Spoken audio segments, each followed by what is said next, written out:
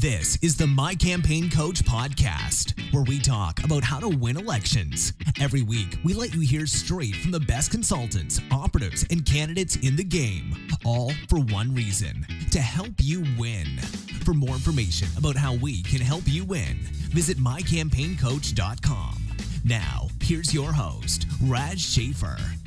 Welcome to the How to Run for Office podcast from My Campaign Coach. Thank you to Campaign Sidekick for supporting the podcast. And you can find out more about Campaign Sidekick at campaignsidekick.vote. Find out how their best-in-breed voter contact platform can revolutionize your campaign and help you win.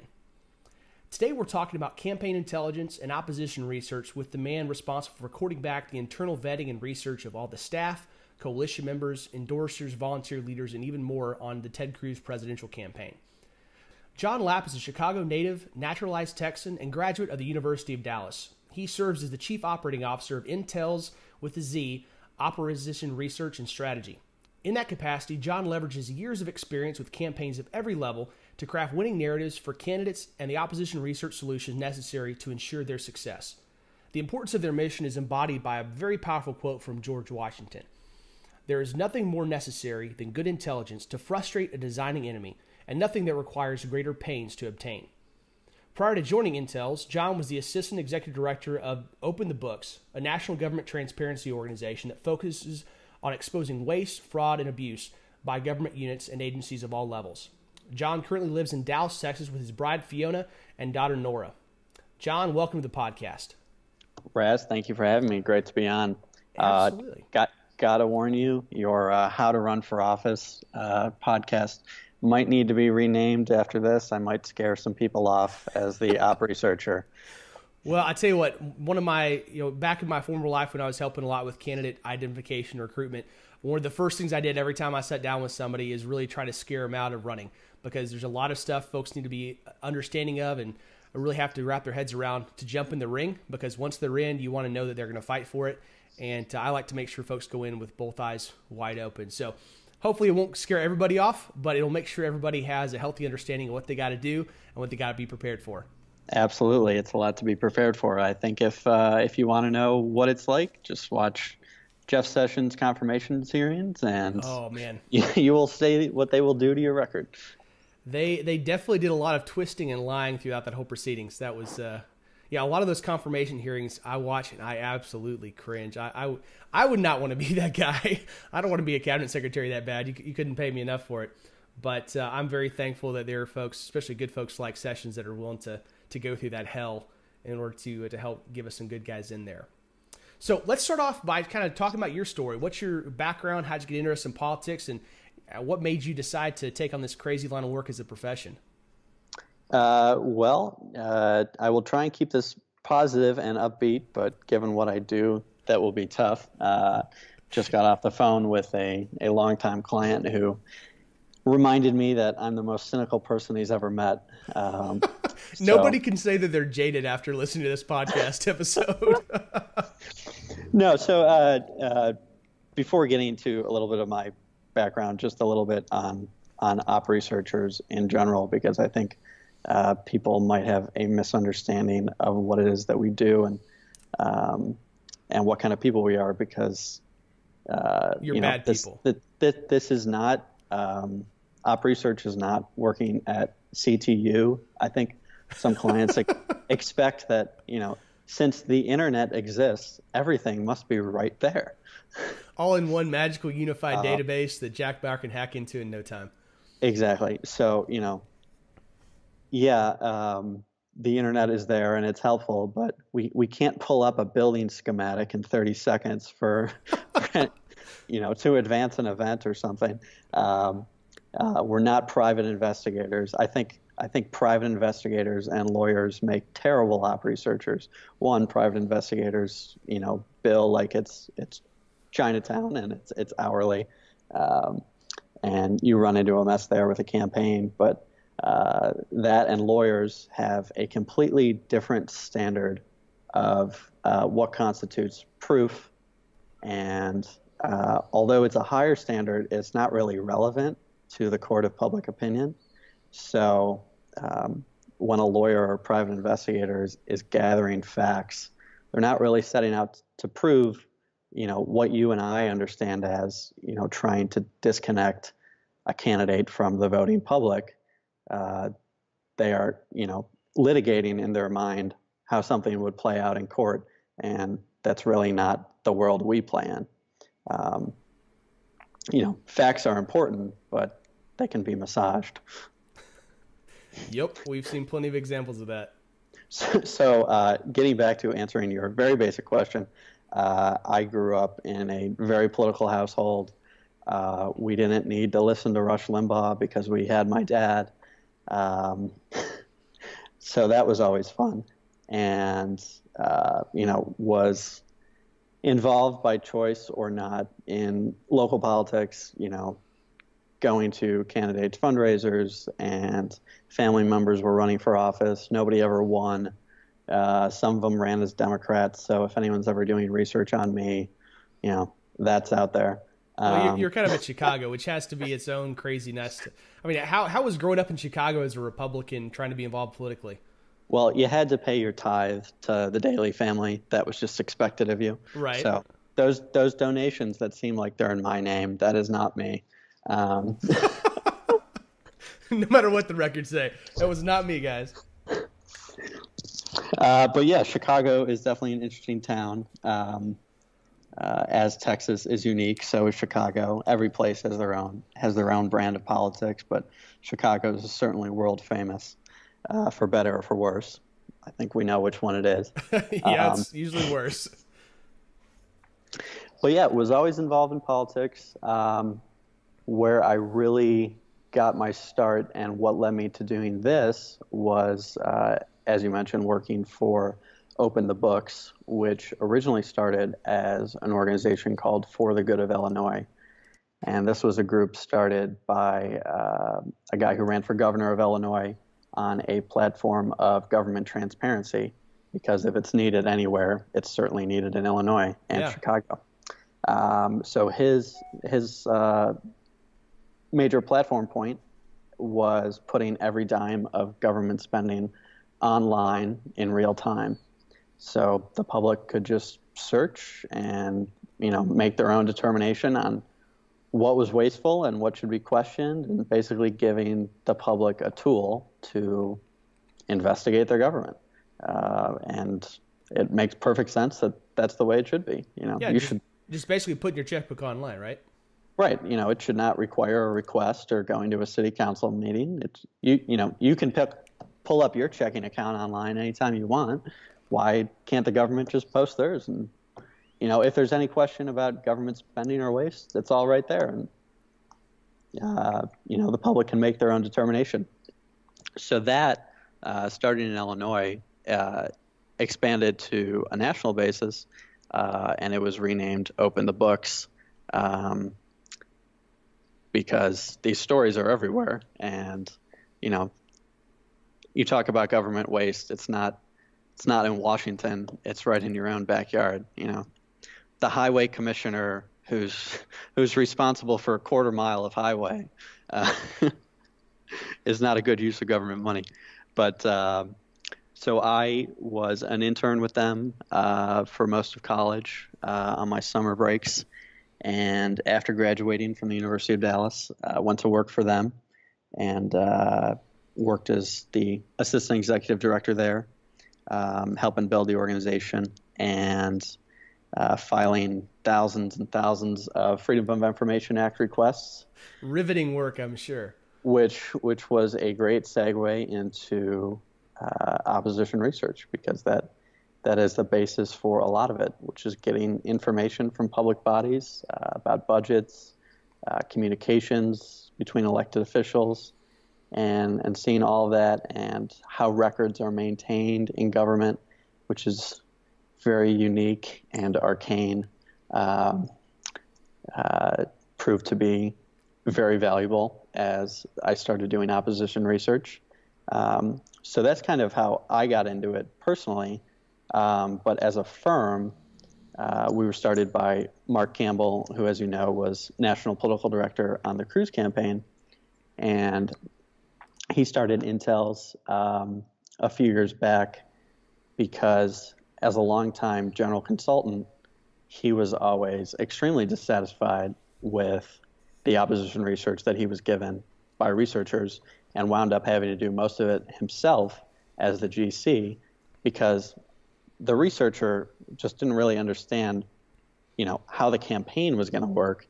And, you might have all this great information, but none of it's very useful. You need to put it in such a way that the pollster and the media consultant and the mail guy and the digital guy and the GC can actually use it in the campaign. And that's really the idea about intels, is taking actual campaign operatives and doing the op research in a way that the campaign can use. Because what you don't want, and what a lot of op researchers do, is they hand over a 500-page report that has a lot of facts, and guess what? I think you know a lot of GCs, and the GC is not reading that. They're just going to say, is there anything here I can use? Yeah. So that's what we're giving you, you can use. So really, you guys, from y'all's background of understanding what was needed from campaigns, you go out there, and so you look with it through that lens. You go through the data and search for stuff that is usable, and then you work to present that to campaigns. You communicate that in a special way that allows them to know what information they can use and how it could be deployed. Is that kind of what you guys try to do? Absolutely. You have to synthesize things in such a way that you can take our research reports and lift it directly into the direct mail. Right. Yeah, you need those bullet points. There's no translation required to talk to a voter in a very direct way. And we're not talking about dumbing something down. You just need to be concise and clear and very clearly define what the issue is. Because you can talk about all the times that somebody voted to raise taxes, but you need to specifically define that disconnect and perhaps contrast it with something in their record, and then you actually have something that you can use in the campaign. Well, and I think that synthesize is the perfect word there, because you're not just looking for a single data point, right? You're looking at a constellation, and you have to connect those dots in such a way, those quotes that they've made, the votes they've had, and the resulting expenditures in this scenario I'm thinking about. You have to be able to connect those and then synthesize that into a bullet point, a talking point that the campaign can use and say, this is what exemplifies this candidate. You're trying to define them, right? Absolutely. I mean, campaigns come down to message and math, as you know. And the message, and unless you are telling a story, you're losing, because people are connecting with a story and a narrative and a message. If you just give them a fact about spending, they don't really care. I mean, and I feel conservatives are possibly the worst at that, because oftentimes we think that, hey, our principled stance, that should stand alone. We shouldn't have to explain it. We shouldn't have to really work hard to communicate it. We're going to lower taxes. We're going to protect the country. We're going to save babies. We're these kind of things. But that in and of itself, that's not a story. That's not how you communicate to voters. And so you guys try to help make that communication more possible through your research, through how you present that. Absolutely. What we like to say a lot is that facts don't speak for themselves. Absolutely right. And I think most people would agree with you when they hear that, but if you look at the actions of a lot of campaigns, it makes them liars, that they don't actually act like that when on the campaign trail. So at what point in working, going through college, I mean, we're in this time frame, did you decide politics is something that I want to be involved with? This is the kind of thing I want to be involved with as far as a profession. I am sure you get this answer a lot with people you interview who are in politics, but I could not imagine doing anything else. I'm right with you. This is our world. We did not choose it. It chose us. And sometimes we scream out to the gods and say, why? When it's 3 a.m. and apparently something has to be done by 6 a.m., those moments make you wonder why you're doing what you're doing. But it is, let's call it a noble calling, for lack of a better term. Yeah, or a drug we can't get away from. It depends on the day, maybe. But I definitely can understand that. It's been a passion, kind of a calling that I've been involved with for a long time. So I can appreciate that. I don't remember one point myself, but it's just kind of been a continual string of getting sucked into it on different levels. So let's shift over a little bit to kind of how you guys operate as a company. So you've talked a little bit about what Intel's does. You guys do both, campaign strategy and research, but you also do work on the corporate side as well, right? Sure. Yeah. So about half our work is corporate, and what we try to do there is use political tactics and research methods and communication strategies in the corporate world. It is somewhat surprising. Corporate decision making in politics, it's a no-brainer that you would do opposition research on somebody. Whether you do it well or not is, up to who you hire. But in the corporate world,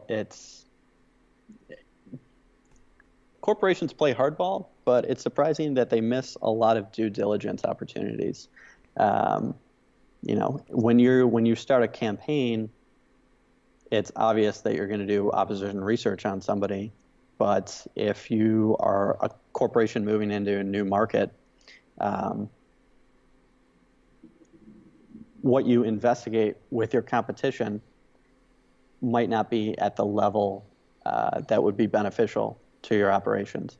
So, it's no problem for us to, give a complete dossier on a board of directors for a competitor's firm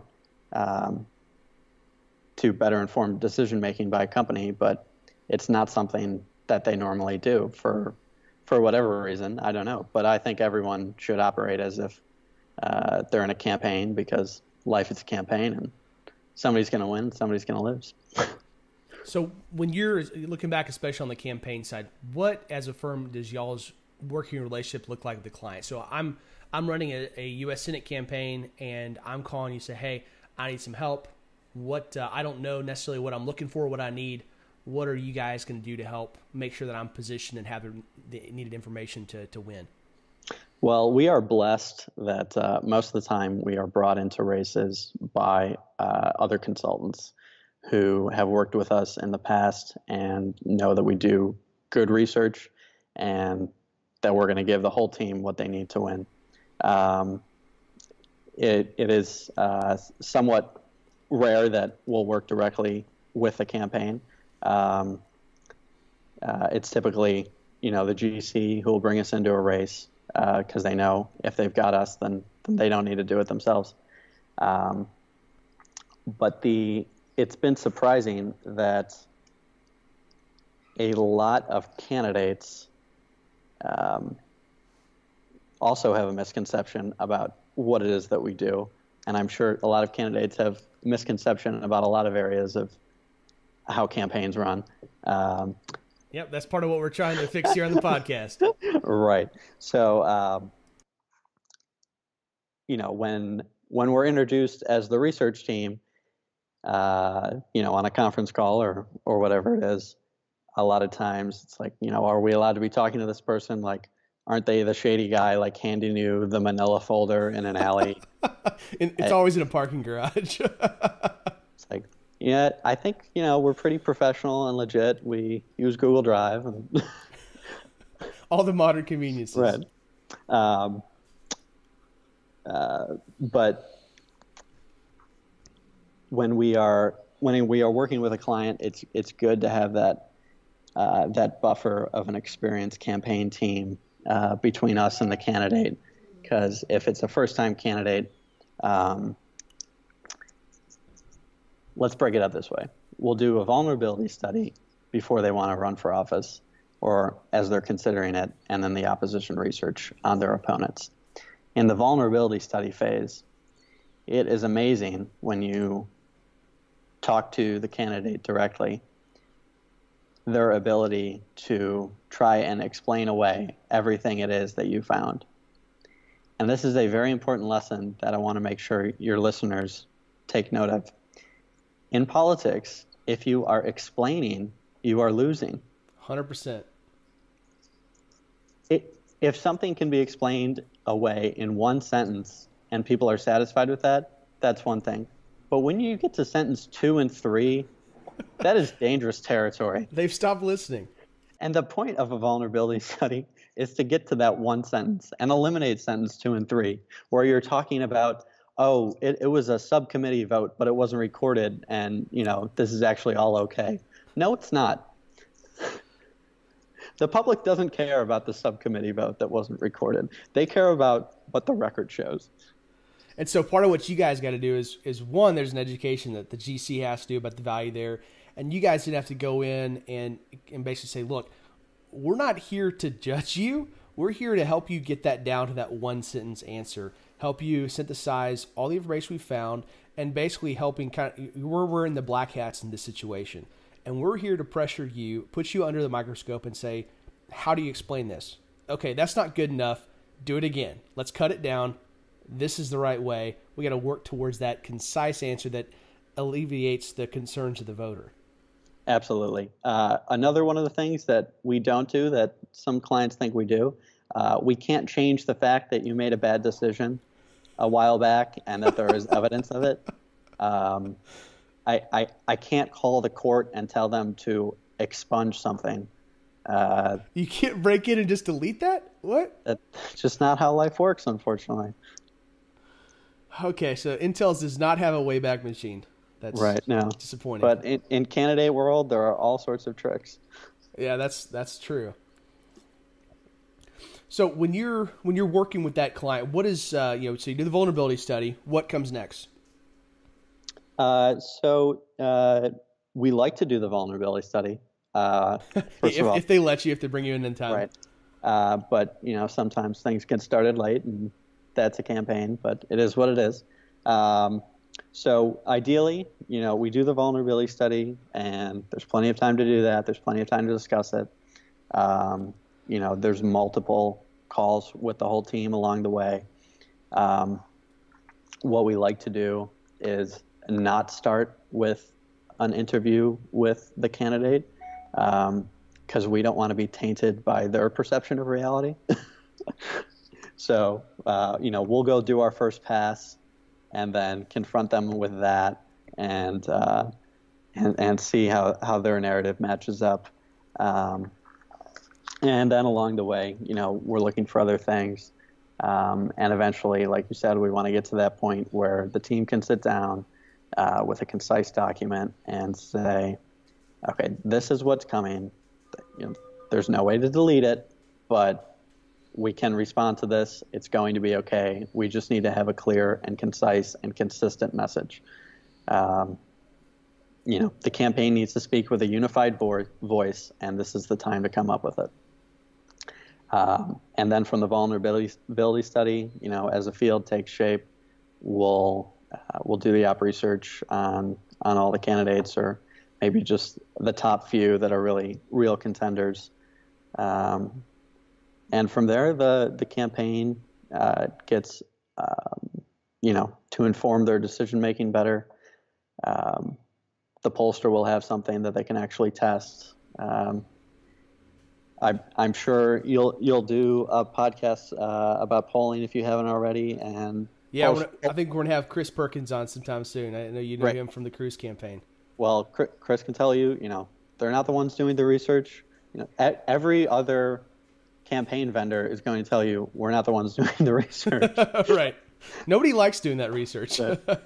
And we love it, and we think we're pretty good at it. So as I understand it, part of the value of you guys having that tight-knit relationship with the GC is that a lot of your communication, a lot of that candidate feedback, the candidate is not really going to be in the best place to hear that a lot of times, because especially during the vulnerability study, you guys are cutting them to pieces, right? And that's your job. Your job is to say, what's the worst we can find, and how is the worst way we can spin that against the campaign? You're supposed to give them a feel for what a worst case scenario from an opposition campaign is going to be.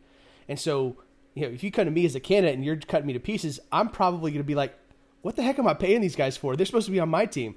But the GC, because they've done it before, they understand the value and can help kind of coach the candidate to be understanding of the value you guys provide, right? And the value that research gives. Right. No, it's been surprising over the years that the vulnerability study calls are not as hostile or uncomfortable as you think they might be.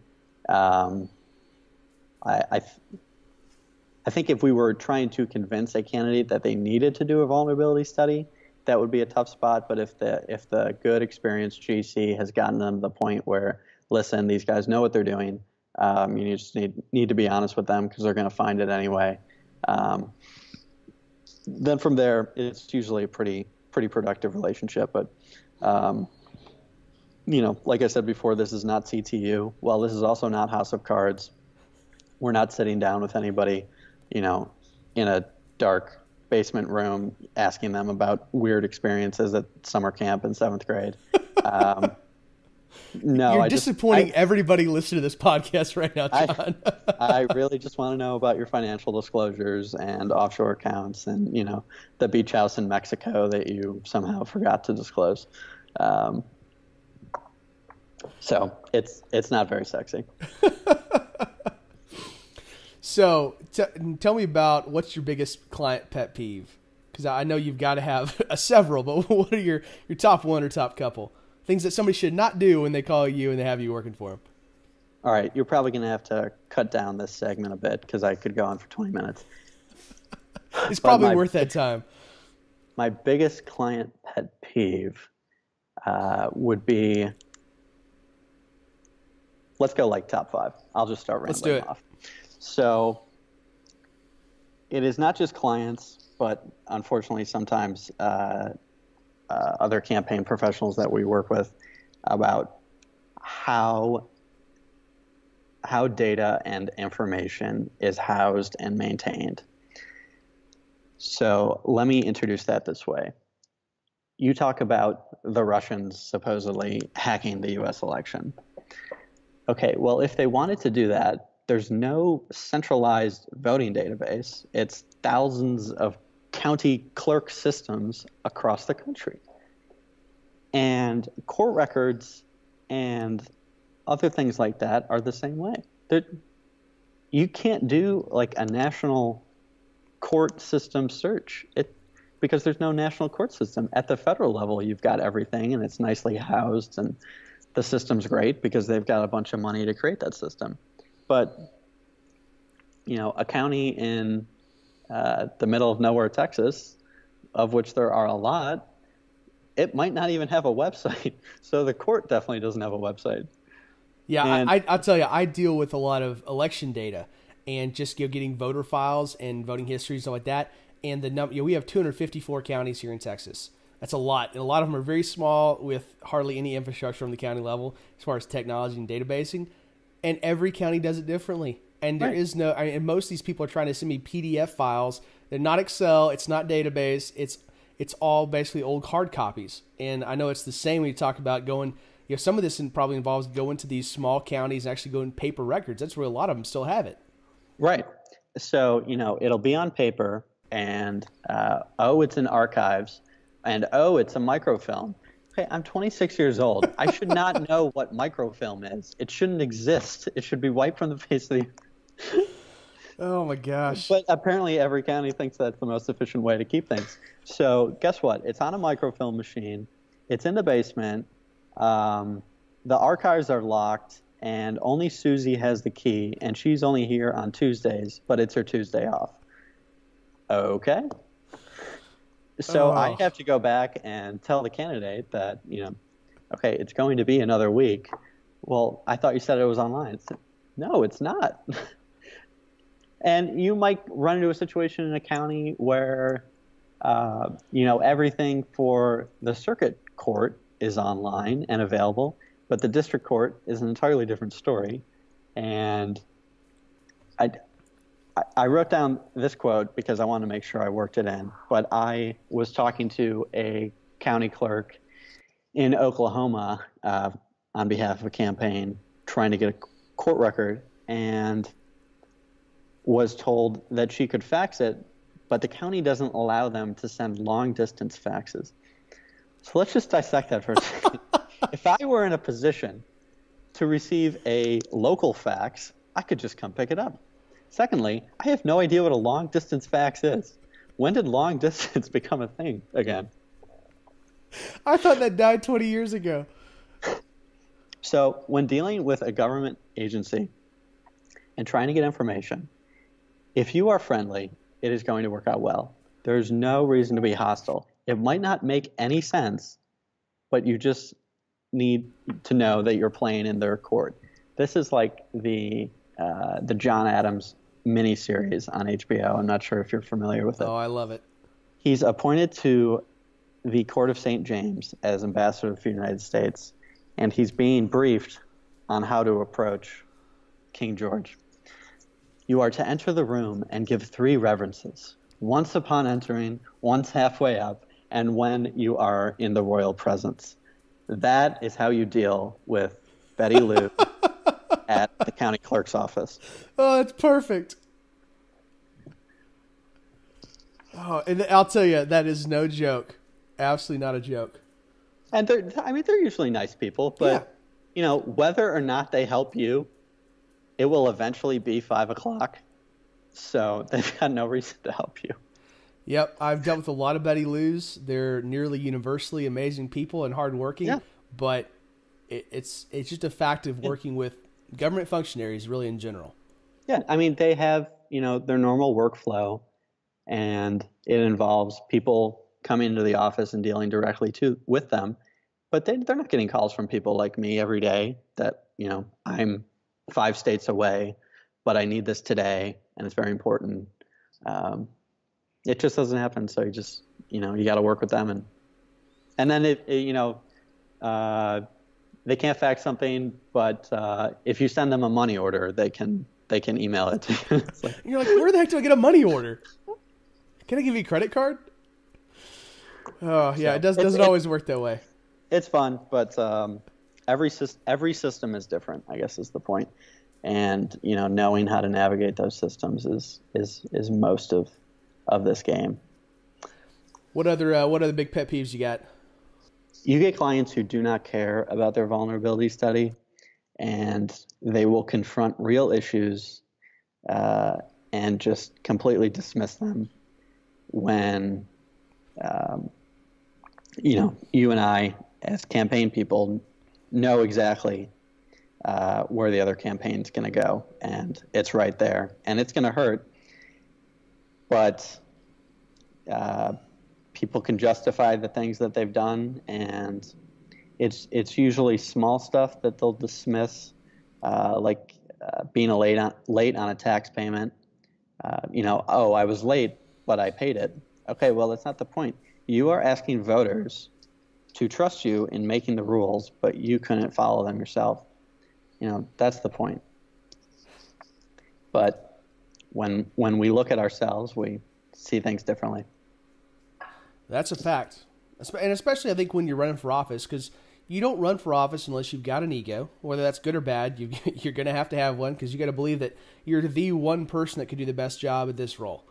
And you obviously don't think you're a bad person because you're you, and you have your record, and you think there's perfectly fine justification for that. Either it's, I made a stupid decision, it was a one-off, or, there's no pattern here. But, right. It's when they're not going to listen to you and say, this is a serious issue. You got to have a response to it. And then on the flip side, so they don't care about the things that they should, but when it's October and things are close, you get the most bizarre requests, and it always comes directly from the candidate who's backed into a corner, and normally you just have to ignore the email, because no good can come from, fulfilling what they've asked you to do. Well, I'd imagine a lot of that comes, they're asking for stuff on the other guy that if you presented it to them as stuff they did wrong on your vulnerability study, they would have said, "Oh, that's not a big deal. That's not a pattern. There's a one-off." Right. So, without naming any names, out of respect for our clients' confidentiality, of course,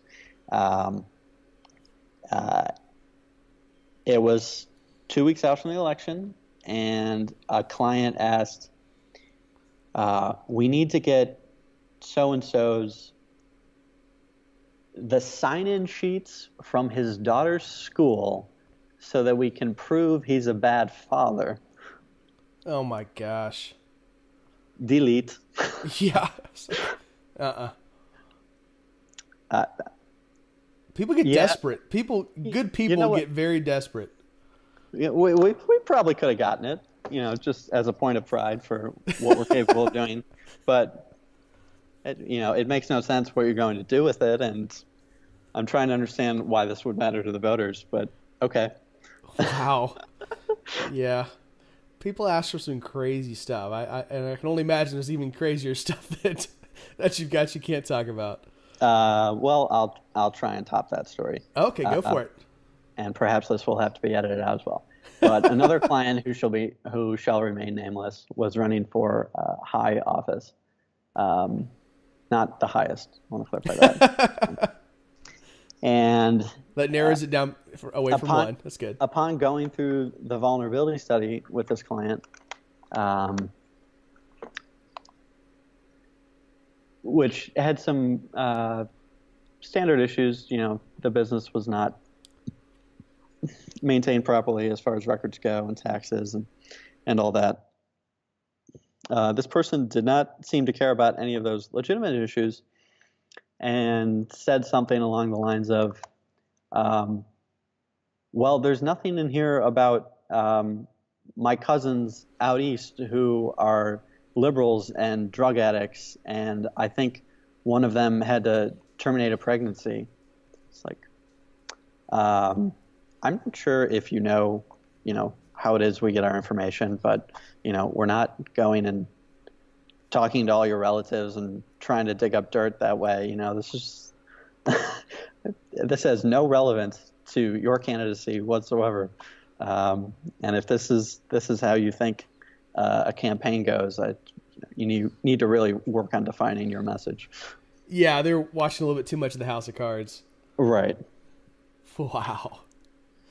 Let's shift over to the Cruz campaign. So Intel's was hired to do the vetting of coalition members, endorsers, staff, volunteer leaders, etc. Basically, anybody that came in contact with the campaign, you through Intel's was in charge of that, because Mark, the main guy, the founder of Intel's, he was actually on the inside of the campaign as the national political director. So you're running the shop at Intel's, and you got a big amount of largely internal vetting, right? That's right. So I primarily worked, my contacts were the regional political directors, who I would work with on the vetting. And if need be, they would report back to Mark on major issues. So talk a little bit about the importance of that part, because I think a lot of people, obviously it's I imagine it would primarily be larger campaigns, have a larger budget, and have more people that need to vet. But talk about the importance of vetting those people close to you that are supporting your campaign, and why you guys were hired to do that role. So I think that was tremendously important, and I don't know if other campaigns all did it. It was certainly an investment with us, and a very time-consuming process. Every time there was an event or a bus tour, or a list of endorsements rolled out, or coalitions, if someone was standing on stage with the senator, that person would need to be vetted. But even beyond that, the manager of the venue, is this person, a Democrat in disguise, and they're going to want to cause a problem. Who have they given money to? What are they posting on social media? I think Jimmy Kimmel learned that who you bring to the Oscars is going to be an issue. Yep. Was that him? It sounds right. I watched. I don't watch the Oscars either, but I think I saw something about that on one of the headlines on Twitter or something. Right. So you are judged by the company you keep, even if it's just the guy who introduced you, and all that matters, and it all creates the narrative of the event or the coalition press release.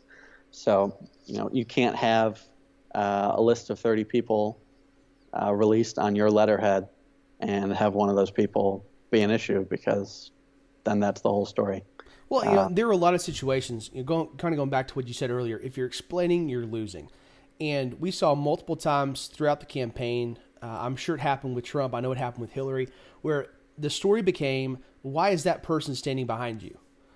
so I think at one of Hillary's rallies, a relative, like the father of the guy that shot up Orlando, the nightclub in Orlando, was like on the stage or was in the crowd, and that became the story. It was not about what she was saying, which I think was terrible, I assume, but that was the story. And so as a candidate, if your message you're trying to get out, you've honed that, you've really worked hard to make that the message you're communicating across, making sure that the voters are hearing what you want them to. And when the story becomes about the guy sitting off, that's circled in the background on the picture, if he's the story, then you're losing big time. Not only did you fail to communicate your message, but you've totally been hijacked. Right.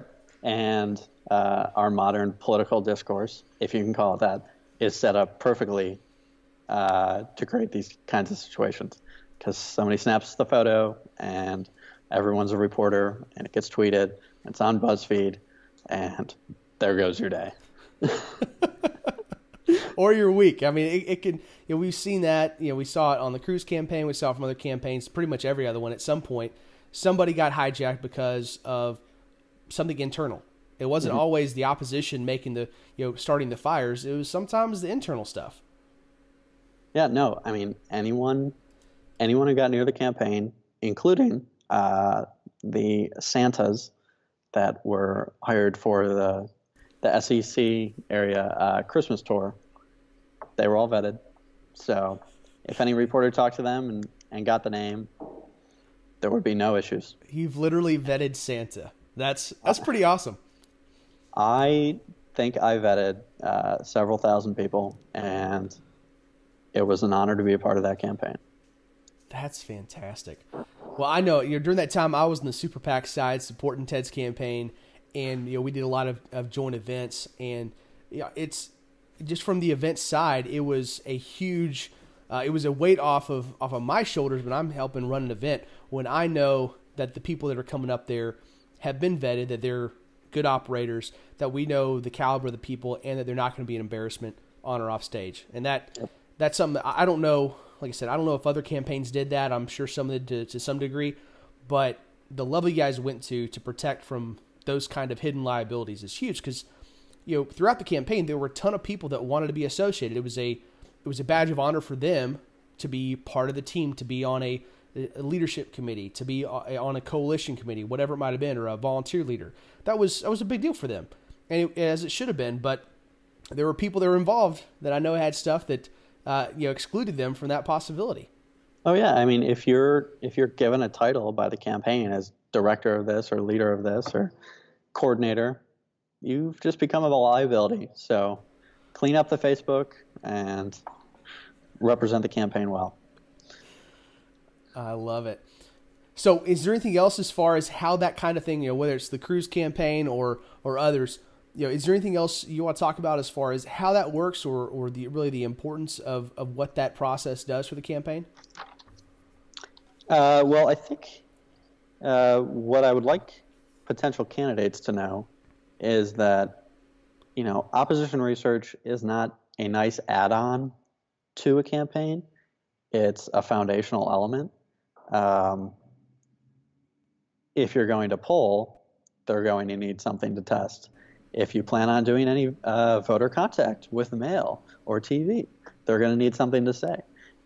So, it's not an add-on. It's where you should start. I think that's the most important thing people need to understand.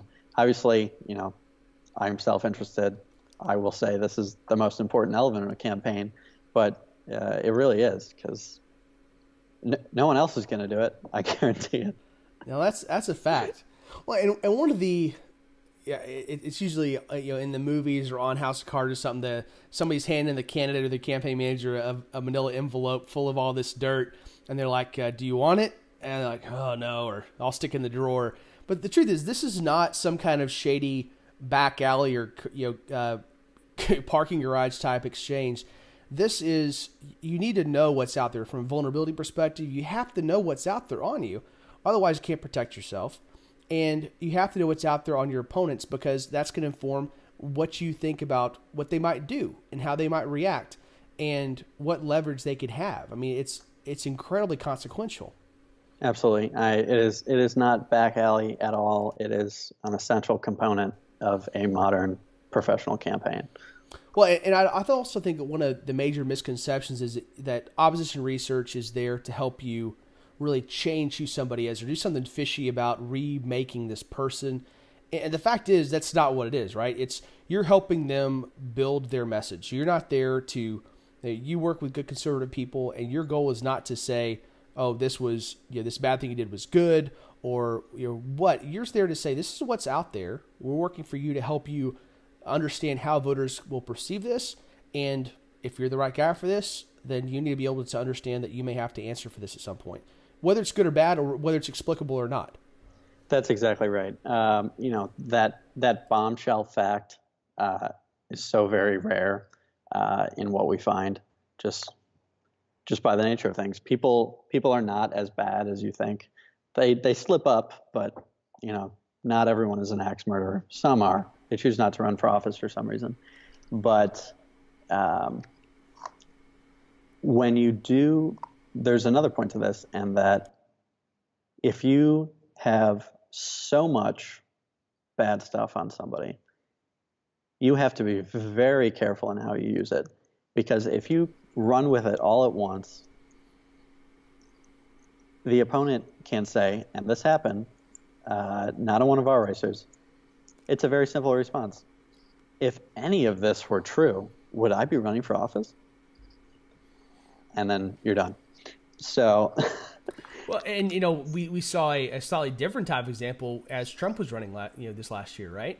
It was a different thing where there was a ton of stuff out there about him, and he somehow explained it away, right? He basically just ignored it in large part, or he just took it as a badge of honor and said, all those things I said, I've changed.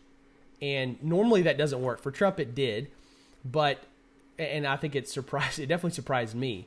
But I am so excited for the upcoming cycle, because you will have lots of candidates who believe that the game has changed and that Donald Trump proved, oh, none of that matters. Yeah, record, the things you said, things you did.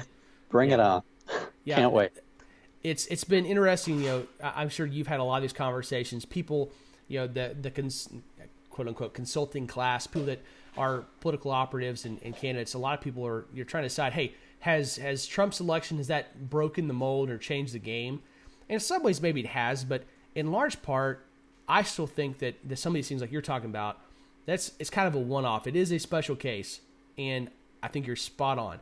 There'll be a lot of candidates that are all of a sudden going to think, my record doesn't matter, the things I've said or may have done, all that stuff, I can just say, fake news, mainstream media, yada, yada, I've changed, and that's going to be different.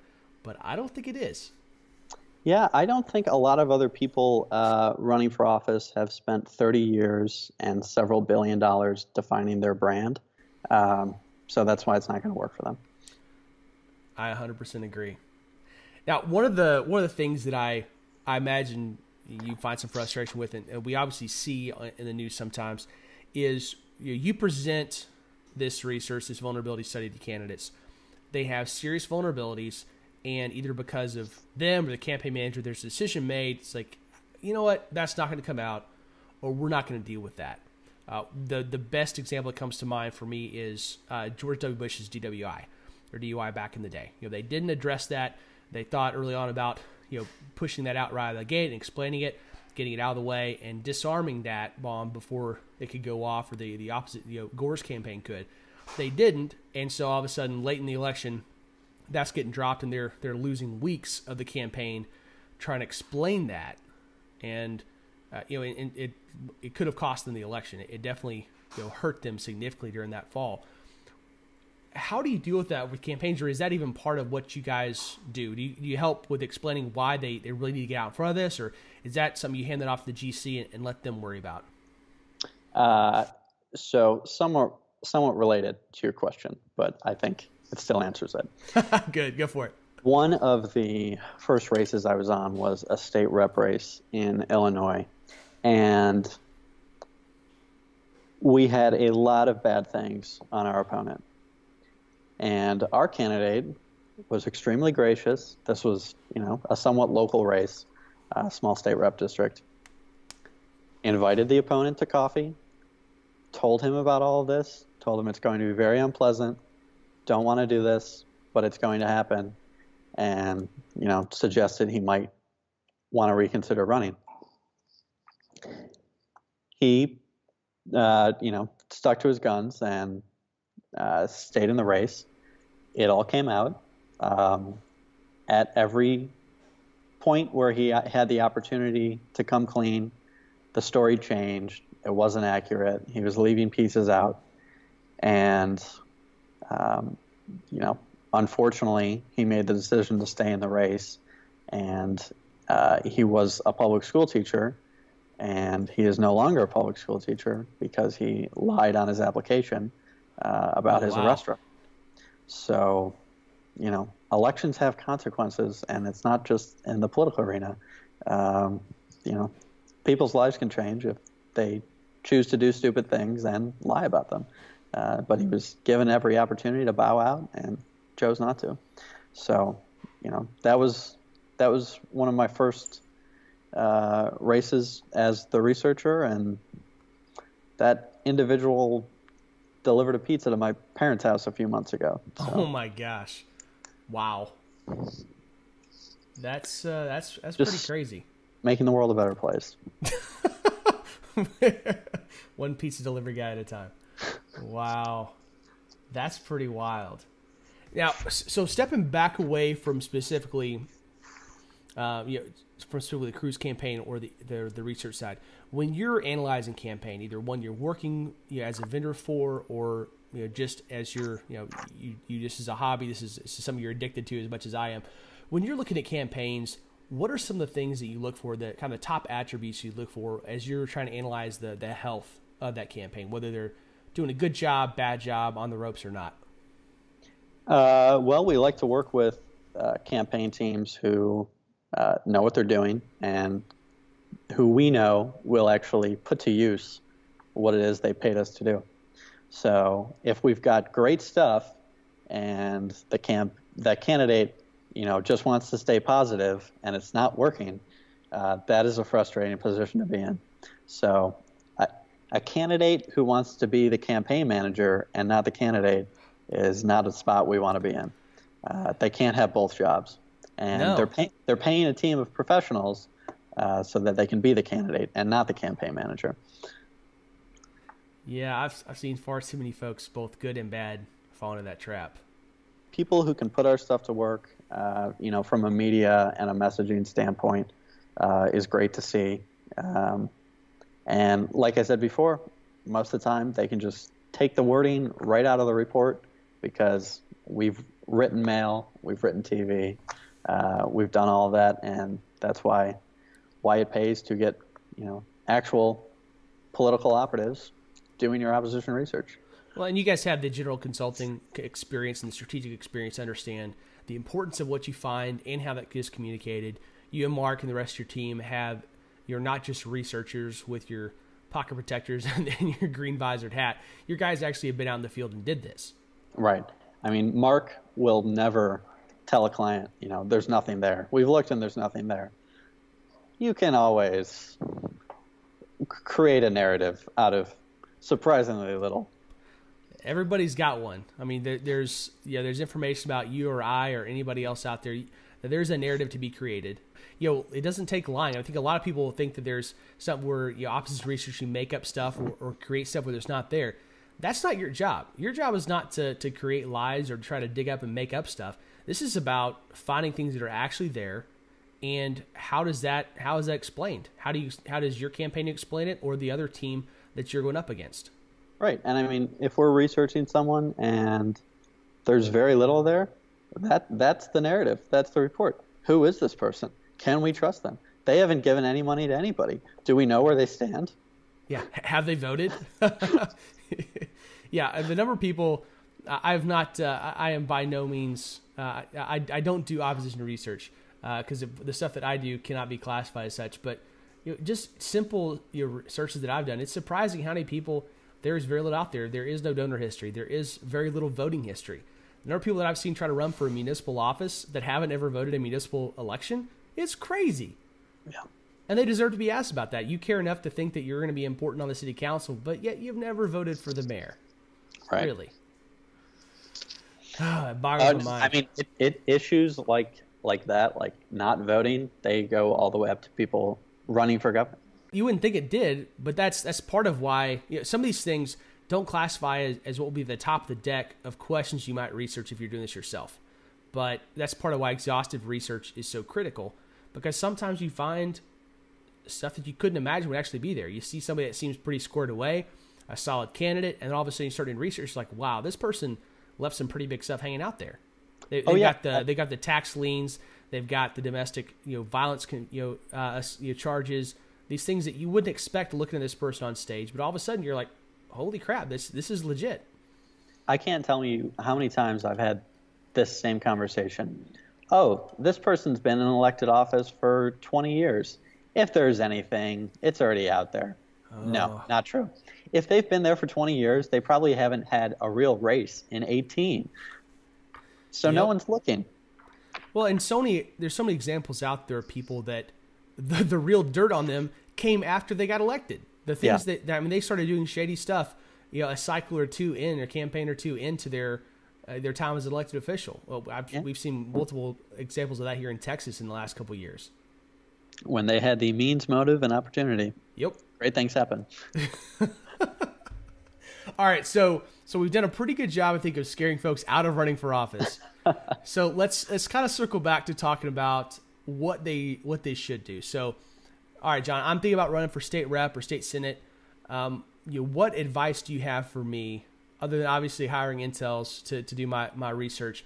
What are things I can be doing now, whether I'm wanting to run this cycle or down the line, to help shore up my campaign and my candidacy?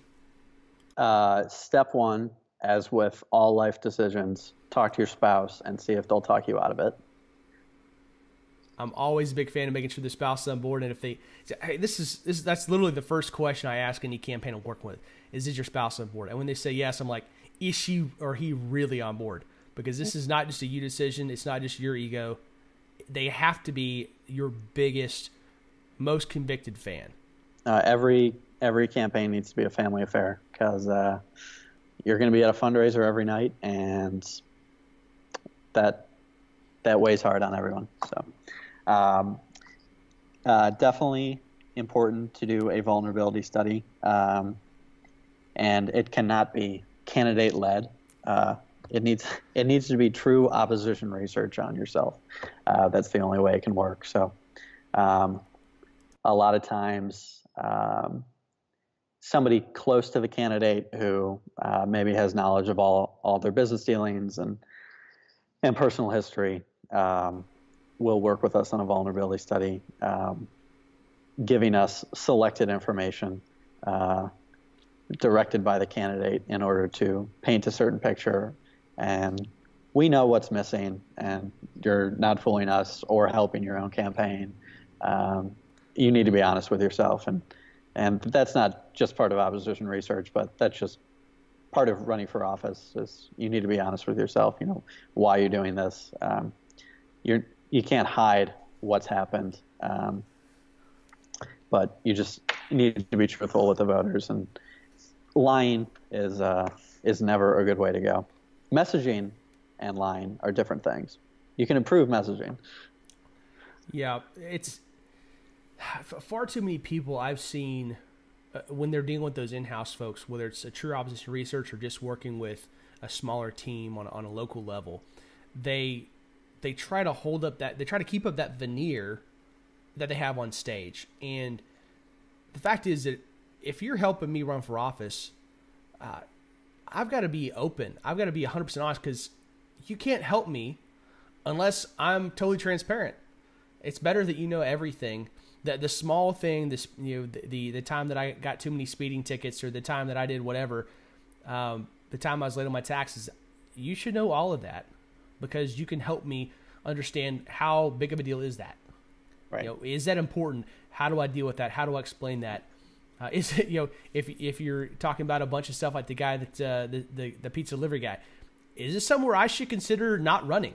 Because there are those times where you're like, maybe this disqualifies me, or maybe even if I still think I'm the right guy, maybe this is not worth what it's going to do to my marriage or my family or my business reputation or my job. You have to think about that. Yeah, and if we're doing the opposition research and we find that our opponent was late on his taxes, we better have done the vulnerability study where our own guy was late on his taxes, because that's an important contrast to avoid. Yeah, you don't want to be the guy that starts going out there, oh, yeah, so-and-so was late on their taxes 3 times, and you're like, oh, actually, our guy was late 5 times. Yep. And I know there are plenty of times. I mean, so many of these things, I know I look at these national campaigns where these things come out and are in the news everywhere, right? And it still boggles my mind that people don't do this. I mean, is this becoming more common on the, as you guys are doing this, I know there are other vendors out there that obviously do a much worse job. Is opposition research and higher level stuff becoming a more common thing across the board? Kind of where's the state of that market? I think it is growing, and obviously we've been growing the last few years, but people see so much trash out there in the news and wonder how'd they figure this out, and they get scared. So, they want to know what's out there and what you can find on your own side, but they also want to take advantage of those skills in looking at the opponent. So, how do you think that is that voters' attitudes toward a lot of this opposition research is changing? Because I mean, we're the Facebook generation, right? We're seeing the first generation of candidates that have had Facebook for since high school, and God knows the stuff that's out there in most of these people. There was recently a guy who was running for, I think, state rep or state senate in Alabama, that a picture of him at a church function that he went as Tiger Woods, like when Tiger was in his prime, and he was in blackface, like face painted with shoe polish. And he got, I think he actually may still be in the race, but he's in the process of being drummed out. Reputation killed because, I don't know whether the guy's a bad guy or racist or not, but he made a very, very bad decision. And then a decade or so later, he's running for state senate. I mean, are people's attitudes changing towards some of this as we get in the Facebook generation, or do you think we're going to see some of these things continue to matter in a big way?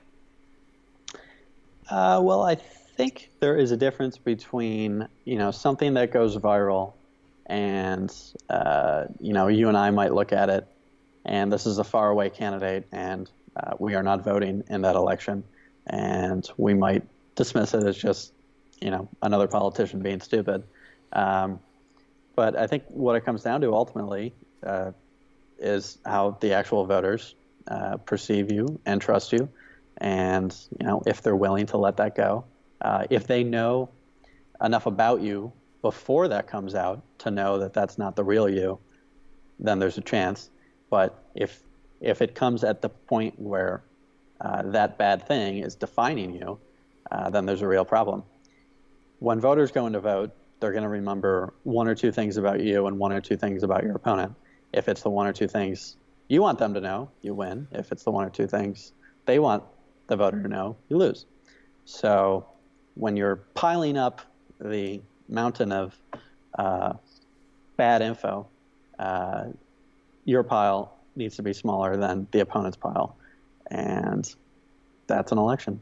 Well, and that comes down to why it's important that you communicate those things the right way, right? Because it's not just the size of the pile, it's how specific, concise, and well communicated those points are. Because I like to think about it in terms of, hey, if I'm explaining to my wife why she should vote for this person, my wife's a wonderful woman and very conservative, but her attention span, and when I start talking about politics, that attention span shrinks dramatically. So I need to be able to communicate the why in a very succinct form. And most voters they don't want to listen to 15 or 20 minutes. They need a few nuggets. And the work that you guys do to present that in the way that voters actually care about is absolutely critical.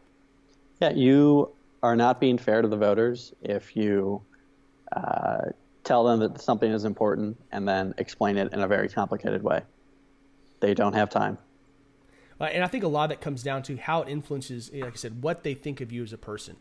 And I've always, maybe I'm wrong, maybe I'm right, but I've always thought that it is a lot more important that a voter like you as a candidate than agree with everything you have to say. They need to like you as a person and like the idea of you being their guy or their woman, their person out there representing them.